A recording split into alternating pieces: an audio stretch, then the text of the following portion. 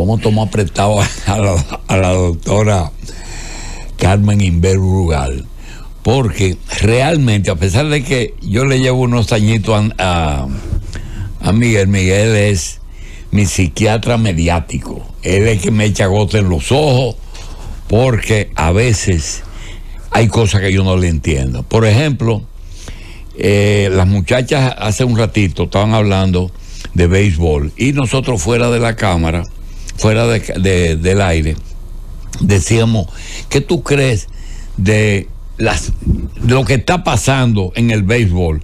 Los mejores momentos del nuevo eran las garatas con los umpires, las discusiones. Sin embargo, yo creo que esto va a llegar a un momento en que no solamente quizás serán robots los que pichen y los que baten, sino ya comenzamos con el arbitraje. ¿Qué tú crees, Miguel? Mira, yo creo que, bueno, los tiempos imponen los cambios. Sí, uno no se puede oponer a eso. En todas las facetas de la vida humana, ¿no? Y yo no puedo. Pero yo estoy viendo que en el béisbol están ocurriendo cosas que a veces como que riñen con la esencia misma del deporte. Y con la tradición. Y con la tradición. Sí, porque tú me decías que bola, strike, fair y foul. Safe y out. Y safe eran las 4 bases. No, las 6. Y eso lo determinaba el árbitro. Sí, los 6 principios. El béisbol depende. El béisbol básicamente es un deporte de interpretación. No hay interpretación en cuanto a que si vuela la cerca no es honrón, eso está fuera de discusión. Pero tú no puedes salir, tú no puedes batear y correr para tercera. Tú tienes que, para llegar a tercera, tú tienes que pasar primera y segunda y llegar a tercera. Es decir, y eso tú puedes decir, bueno, pero eso rompe la lógica, porque hay un principio que dice que la distancia más corta entre 2 puntos es la sí. Entonces, estamos violando una ley. Bueno, lo primero. Sí, esa es la esencia. Porque hay que pasar por 3 puntos. Exacto, esa es la esencia del béisbol. Entonces, el béisbol está basado en 6, hay 6 puntos que forman que forman y son la esencia del béisbol. La bola, el strike, el out, el safe, el fair y el foul. Y el foul. ¿Entiendes? No hay otra cosa en el béisbol. Entonces, ¿quién decide? El árbitro. El árbitro. Las 4 cosas no, las decide. Las 6 cosas. Las 6, perdón. Sí, las 6 cosas las decide uno. Si es foul o si es out, si es fair. Entonces, es muy difícil porque es un juego relámpago también. Cuando un hombre viene corriendo de segunda con un hit y bien parajón, es decir, lo primero que tiene que hacer es un árbitro, echarse para un lado para no salir atropellado. Ese ya le quita visibilidad el quitarse. No, porque están entrenados para no perder la visión del home. Pero lo más lógico es que en un juego así, en un juego cualquiera, las equivocaciones y las malas decisiones son propias del béisbol. Entonces tú no puedes hacer del béisbol un juego perfecto, porque es un juego entre humanos. Y como es un juego entre humanos, hay que reconocer que los humanos nos equivocamos, y si tú le quitas los errores humanos a un deporte de humanos, tú estás deshumanizando ese deporte y le estás quitando el valor esencial del mismo. Bien, entendí. Yo tengo una agenda. Mira, hoy es Día Mundial del Beso. No sabemos cómo lo vamos a celebrar, pero también de las buenas acciones. Así es que, ya sabes. Mira una cosa. En el día de hoy, yo voy a cambiar la agenda porque tengo una serie de dudas. Que digo, caramba, Miguel me ve echar gota en los ojos. Sí, seguro, porque realmente uno necesita otra opinión. Son varias cosas y quería preguntarte la primera. El hecho de que está plenamente demostrado que uno de los propósitos del gobierno que ganó desde antes de ganar era eliminar el partido y el gobierno que más poder tenía. Danilo, un tigre de la política, el PLD, el partido mejor organizado, el estar en el gobierno, no tenía ninguna posibilidad de perder y Leonel Fernández le pone la tapa al pomo, le quita un pedacito, pero ese pedacito fue vital. Claro. Bien, pero ese es el preámbulo de la pregunta. Ahora hay tratar de hacer un consenso, y yo te quiero preguntar, si tú revisas la Procuraduría y los casos de los imputados, te das cuenta que el único que falta ahí es el presidente, porque todo su entorno, sus 4 ministros básicos, como tú sabes, que no es lo mismo ministro de la mujer que ministro de salud, que de la presidencia, ¿verdad? Y de obra pública. Obra pública, presidencia, Hacienda y OISOE, los 4 y el procurador 5, su brazo en la justicia. Entonces, cuando tú ves eso, convocan a Danilo para consenso.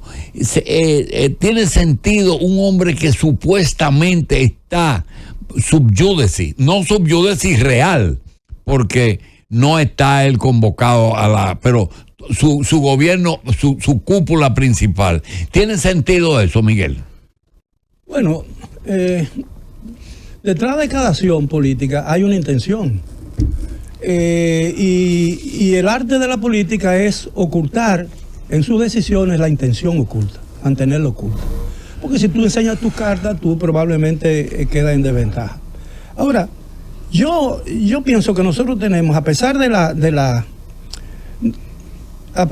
rivalidad que a veces adquiere una tonalidad muy severa entre los partidos políticos, aquí hay lo que en su biografía, en su autobiografía, Valéry Giscard d'Estaing, que fue presidente de Francia antes y primero fue alcalde de la ciudad de París durante muchos años, escribió que cuando él hizo como presidente su primer viaje a España, el entonces presidente español, que era el sucesor de Franco, ¿cómo se llamaba?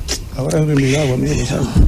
Sí, que fue el primer presidente. El de la transición. Antes de Felipe González. Sí, que la transición incluso, que su nombre le fue dado al aeropuerto de Madrid. Nos traicionó el Alzheimer. Sí, yo ahorita... Pero ahorita no acordamos. Yo ahorita me acuerdo. Él dijo que cuando él fue el presidente de España, lo invitó en el Palacio de la Moncloa, que es la sede del gobierno, del primer ministro, porque en España no hay presidente de la República, hay presidente del gobierno, porque el rey es el jefe del Estado, y que tiene labores como jefe del Estado, representa el Estado español, pero el primer ministro, que es Pedro Sánchez ahora, representa al gobierno español.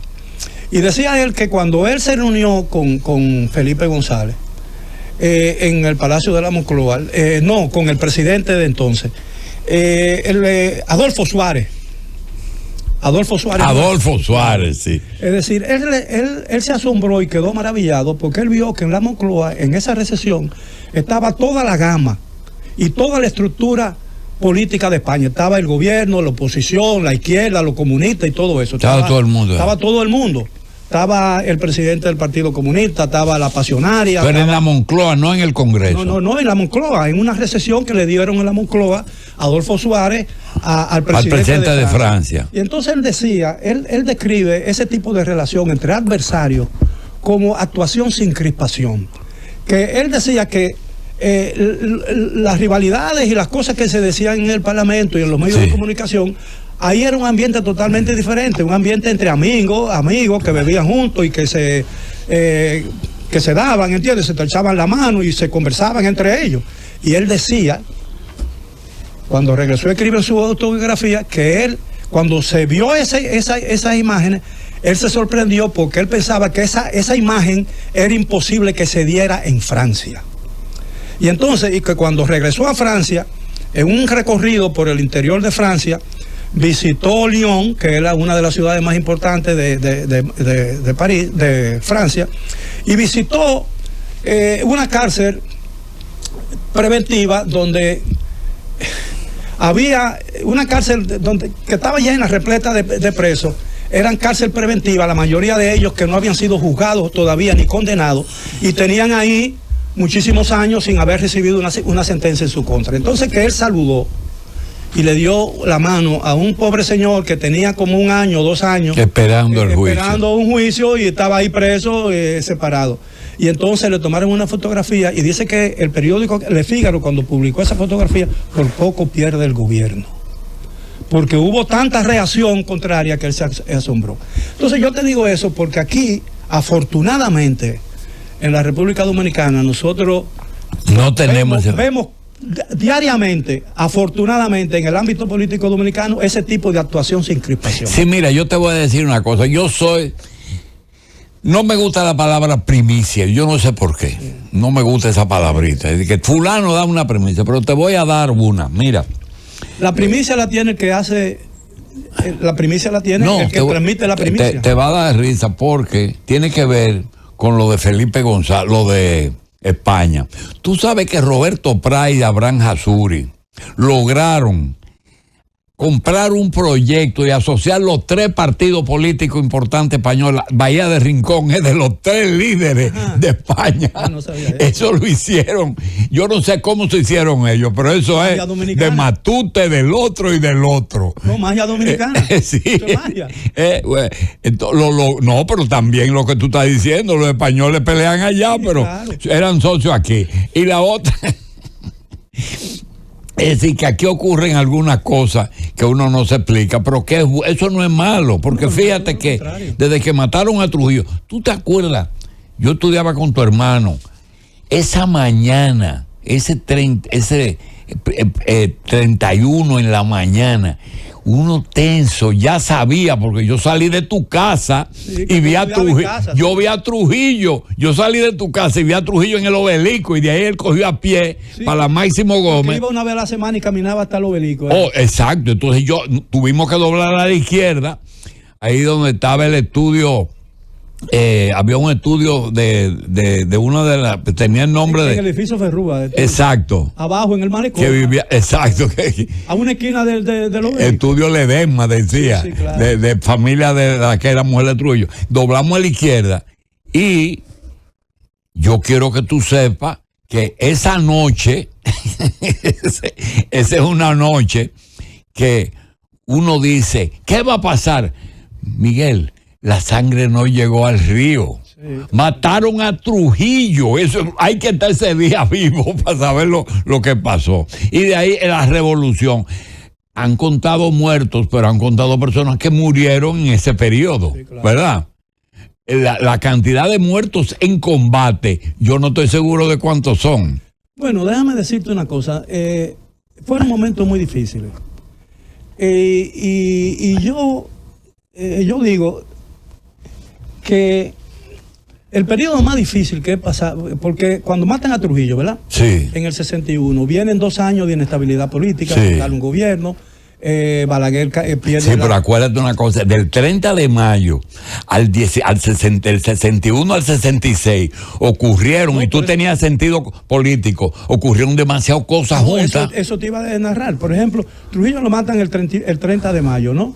El día se instala Balaguer. Él logra sobrevivir, sí, a ese periodo de inestabilidad, porque la gente... Sí, pero puso al país en un tobogán. Claro, bueno, pero todavía, porque él llega, y esos 6 meses hasta el 31 de diciembre, los Trujillos se van el 19 de noviembre. Él lo saca con los americanos. Sí, no, y yo lo narro en un libro. Hubo un bombardeo, una rebelión de los pilotos que sacaron los aviones, los llevaron a Santiago y vinieron y bombardearon San Isidro para evitar que los hermanos de Trujillo, Negro y Petán, dieran un golpe de Estado, mataran a Balaguer y se quedaran con el poder, porque creían que Ramfi tenía vocación de un poder que no tenían. Que no tenía. Entonces, se va Ramfi y Balaguer logra sobrevivir eso, sus relaciones con la Unión Cívica, y logra, le pone fin el 31 de diciembre al gobierno que él preside todavía, y al día siguiente, el 1 de enero... ¿Se asila? No, se asila no. Él se juramenta como presidente... Ya solo. Sí, no, de un consejo de 7 miembros. Él conforma el Consejo de Estado. De Estado, sí, en la transición, porque él sabía que no podía resistirlo. A Balaguer lo tumban, vinieron los disturbios, el vicepresidente era Bonelli. Asume Bonelli. Entonces viene la matanza del Parque Independencia el 16 de enero, eso lo narro yo en mi libro, enero de 62, El despertar dominicano. Balaguer, lo tumban a Balaguer se asila en el Vaticano, que era vecina. Dicen que cruzó la verja. No, él de eso, porque era una verja como de 8 metros. Eso no es verdad. No, Balaguer salió, incluso el secretario de la embajada fue a su casa a buscarlo, porque Balaguer tenía muy buena relación con la Iglesia Católica, fue a buscarlo. Y él entró por la parte de atrás. Por la parte de atrás, por la puerta de la Máximo Gómez. De la Máximo Gómez, que después de eso, y por ahí salió cuando lo llevaron al exilio al aeropuerto, como 49 días después, cuando logra el salvoconducto. El salvoconducto que el nuncio pidió.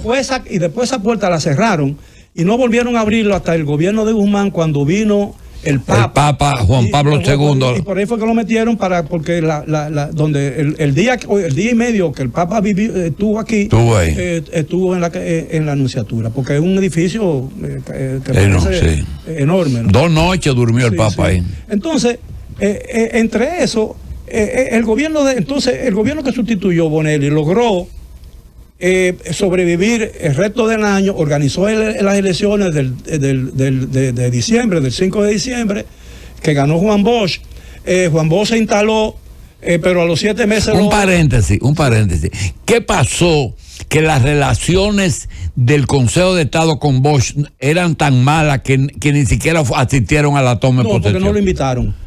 Fue que Juan Bosch no lo invitó.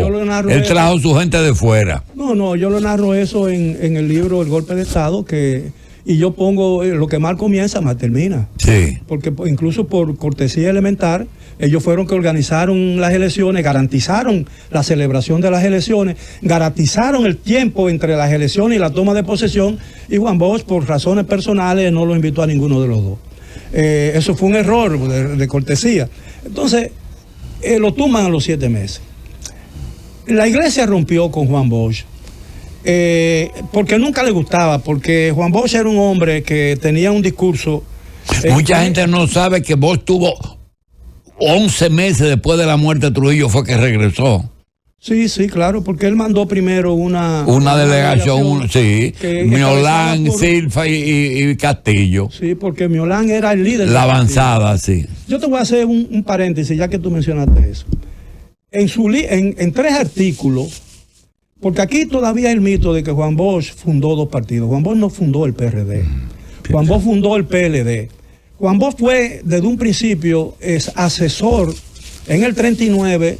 Él figura en la fotografía de la fundación del PRD en La Habana en el 39, pero en una esquina a mano izquierda, porque no era ni siquiera dirigente del partido, él era asesor del PRD. ¿Y quién lo fundó? No. ¿Juan Isidro? Lo fundaron una serie de dominicanos, no recuerdo, bueno, eso es... Del primer exilio. Sí, el primer exilio. Bueno. Entonces, cuando matan a Trujillo, Pepe Figueres llama al PRD y a Vanguardia Revolucionaria Dominicana. El PRD estaba dirigido por Ángel Miolán, que era el líder del partido, como secretario general, porque estaba formado al estilo de los partidos europeos, es decir, que existe un secretariado general, que el presidente es algo simbólico, protocolar, que tiene funciones ceremoniales, pero no tiene funciones de cosas. El jefe, el líder del partido era Miolán. Y Miolán se hizo acompañar en esa reunión de Juan Bosch, que era asesor del partido. Y entonces Vanguardia va con su presidente, Horacio Julio Ornes, y Miguel Prado, Horacio Julio Ornes Cuacú, que era hermano de Germán Ornes, y va con Miguel del Prado, que era el secretario general. Antes de entrar al despacho, estaban en el antedespacho de Pepe Figueres, presidente de Costa Rica, y antes de entrar, Juan Bosch le dice a Miolán: mira, estamos en desventaja. Y entonces Miolán le dice: ¿por qué estamos en desventaja? Dice: porque ellos tienen el presidente de su partido, el secretario general, tú eres el secretario general y yo soy apenas el asesor. Dice: eso lo resolvemos ahora, párese. Haciendo uso de mis atribuciones como secretario general del partido, los juramentos como presidente del PRD. Así fue que llegó Juan Bosch a la presidencia del PRD. Entonces lo que fundó fue el PLD de verdad, sí, de verdad. En el 76. Y eso lo narró en 3 artículos seguidos en el periódico Hoy, Ángel Miolán. Y nunca, estando Juan Bosch aquí como presidente del PRD. Yo creo que se había ido, no, era presidente del PRD todavía, no se había roto. y no lo desmintió. Y Ángel Miol y el otro, ¿cómo se llama? Silfa, Nicolás Silfa, también lo escribió y dijo que Juan Bosch atribuyó una presidencia que no le correspondía. Bien, sobre esa pregunta original de relaciones, termino con esto, porque tengo un temita que quiero tratarte, y es, Balaguer y Bosch fueron pitcher y catcher. Bueno, tenían muchas cosas en común, yo no sé si tú, pero a Bosch no tenía tanto deseo de gobernar como Balaguer lo tuvo. Bueno, Balaguer amaba el poder más que a sí mismo. Eso es una realidad. En una oportunidad, en un discurso para justificar una nueva reelección presidencial, dijo: yo soy en cierta forma instrumento del destino, es decir, que él estaba condenado a ser presidente. Sí. Juan Bosch no tenía esa pasión por el poder político. Mucha gente, hay todavía una discusión que no se ha aclarado, que era que no tenía la capacidad por su temperamento para desenvolverse en situaciones muy conflictivas, porque era un hombre muy impulsivo, que a veces tenía reacciones muy... no votaba a veces de las reuniones. Y la otra era que quizás él no tenía el dominio de la política suficiente, porque lo que él siempre fue un gran intelectual. Perfecto. Miguel, mira, nosotros hemos vivido todo este proceso sin vacaciones. Es decir, a nosotros no tenemos que leer historia, ni porque lo vivimos. Y hay una situación ahora que yo quisiera sencillamente tu opinión. Este joven presidente que tuvo la experiencia de ser candidato vicepresidencial en el 12, acompañando a Hipólito, acompañó y se hizo acompañar de Carolina en el 16, perdió con Danilo y ganó en el 20 con un 53 con Raquel. Bien, presidente. Tenía experiencia electoral y no se le puede negar. Ahora, hay un elemento que tú sabes que siempre se ponen bravos porque todo lo que sea crítica o señalamiento no es bien visto. Y tú has estado también en Palacio. Tuviste media hora nada más de director de prensa, pero 28 días. Sí, te fuiste porque entendía cosas que no entendían los presidentes, que hay cosas que su director de prensa tiene que saber. Claro. Tú no puedes estar adivinando porque pero ese es otro programa. El asunto es, hay un merengue de Johnny Ventura que dice, ay, yo no sé, no, y me da la impresión de que el autor fue Luis Abinader. Porque hay una serie de cosas que digo, ¿y cómo es posible que tantas cosas ocurran en un país donde se supone que el presidente es el mejor informado? Y tú tienes que desde 2019, antes de las elecciones, hay cosas que él no sabe. Por ejemplo, los narcos de La Vega y el director de la lotería, jefe del juego, él no sabía que ese señor era un representante del juego, pero no era ninguno de los dos eran del partido. Segundo, desconocía totalmente la situación por la que los hospitales se llenaron de parturienta haitiana y que la migración se duplicó en estos 5 años, aunque después empiezan las deportaciones. También se le da a una empresa un contrato para que atienda 500,000 pacientes, familias, 500,000 con un pago. Eso es Senasa. Eso es Senasa, con un pago de más de 40 millones mensual, pero no lo sabe, 5 años, no estaba enterado. También 15,000 millones que se pierden, se roban y él manda el expediente. Mire, eso yo no soy cómplice. Y manda eso. También desconoce que la fresita al helado, quien se la pone arriba, es Leonel, cuando se lleva su pedazo, siendo presidente del PLD con 12 años de poder, se va, le quita, y aún así Castillo saca un 38, pero él es presidente, ¿verdad? Y Jochi Gómez, ¿verdad? Con el tránsito terrestre, la cédula hablada, el pasaporte hablado, la luz del semáforo, él tampoco lo sabía. Y los contratos de obras públicas, que eso no ha salido, y Macarrulla era contratista de Las Parras. Entonces, yo te pregunto, ¿realmente es posible que todo eso ocurra como él pretende que uno lo acepte? Decir, ay, yo no sé, no.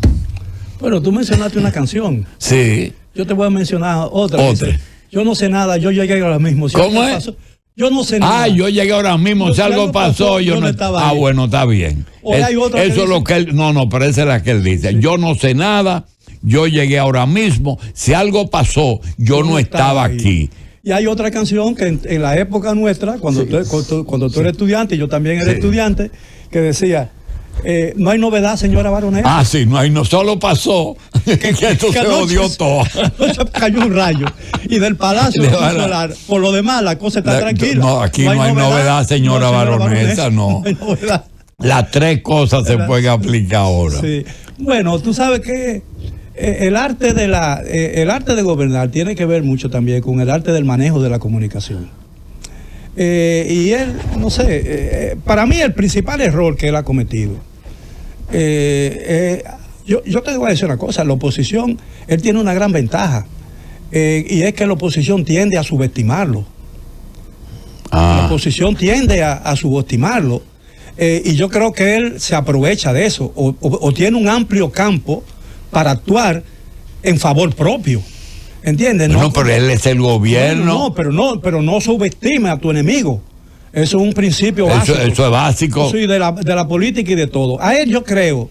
Hay que saber quién es el contrario, y lo tienen subestimado. Sí, lo tienen subestimado. Ese no sabe para nada, se hace el tonto, y le dice todo ese tipo de cosas. Bueno, hay veces que hacerse el tonto da beneficio. Yo no sé si ese es su caso.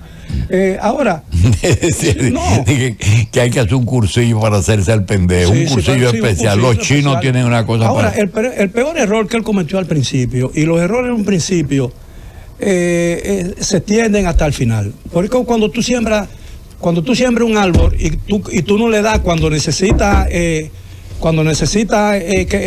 atención el árbol, que necesita hacer que se le eche agua, tú no le haces, el árbol no crece bien. Es decir, él cometió un error al principio. ¿Cuál? Que tardó mucho en corregir, y yo no sé si lo ha corregido todavía. Y es que normalmente los candidatos presidenciales creen que el país que conocieron en campaña, yo he dicho eso miles de veces, que el país que ellos conocieron en campaña es el país que van a encontrar en el Palacio Nacional. Y no se dan cuenta, o no quieren darse cuenta, o no lo advirtieron a tiempo, de que la realidad impone condiciones y que el poder está condicionado por la realidad. Entonces, él siguió por mucho tiempo con su asesor de campaña. Sí. Lo mantuvo como su asesor de gobierno. Sí, señor. Eso fue un grave error. Sí. Y por eso fue que muchas veces, en los primeros tiempos de su administración, yo creo que eso ha cambiado un poco, o ha cambiado. Él parecía como que seguía en campaña. Es decir, que hacía acciones. Y tenía las mismas líneas desde la campaña. Sí. Y hacía cosas que tú decías, bueno. Mucha gente decía, bueno, pero ya él está en Palacio, ¿no? No. ¿Entiendes? Y eso es un error que comúnmente cometen la gente que llega. Bueno, señores, después de estas disquisiciones de 100 canciones y 1 millón de recuerdos con Miguel, vamos a decirle ahora que él viene con duro ahora con la doctora Carmen Inver Brugal.